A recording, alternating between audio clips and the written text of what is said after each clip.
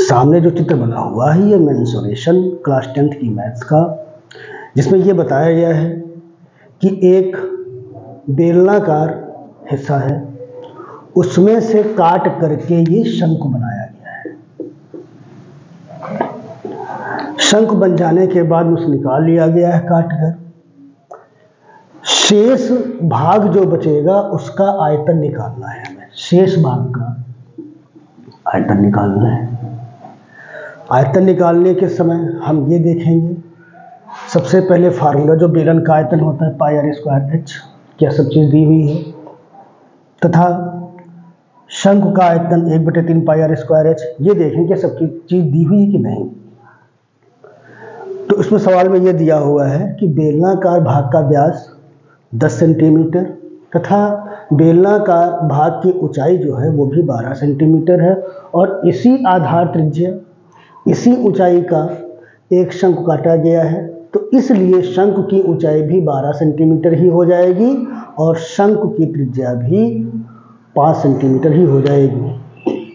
ऐसा हो जाने के बाद में बेलन का आयतन निकालेंगे, शंकु का आयतन निकालेंगे और घटा देंगे, शेष भाग का आयतन निकालना है इस वजह से। तो हमने क्या किया, जो चीज़ दी हुई थी पहले लिख लिया, बेलन का व्यास 10 सेंटीमीटर, बेलन की त्रिज्या आधी हो जाएगी 5 सेंटीमीटर, तथा बेलन की ऊंचाई 12 सेंटीमीटर दी ही लिख दी। बेलन का आयतन पाई आर स्क्वायर एच होता है, पाई का मान 3.14 रख दिया, आर का स्क्वायर 5 का स्क्वायर, ऊंचाई 12 सेंटीमीटर वो रख दी।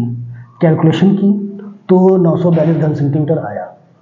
उसके बाद में शंकु की ऊंचाई 12 ही हो जाएगी, क्योंकि कह रहे हैं इसी ऊंचाई का शंकु काटना है, इसलिए 12 सेंटीमीटर हो गई। शंकु की त्रिज्या आर बराबर जो दी हुई है वो है 5 सेंटीमीटर, तथा शंकु का आयतन जहाँ पर फार्मूला लिख गया है, शंकु के आयतन का फार्मूला यही होता है 1/3 पाई आर स्क्वायर एच। सारी वैल्यूज दी, 1/3 लिख दिया है ऐसे ही, पाई का मान 22/7 लिख दिया, आर स्क्वायर 5 का स्क्वायर और ये एच 12 हो गया।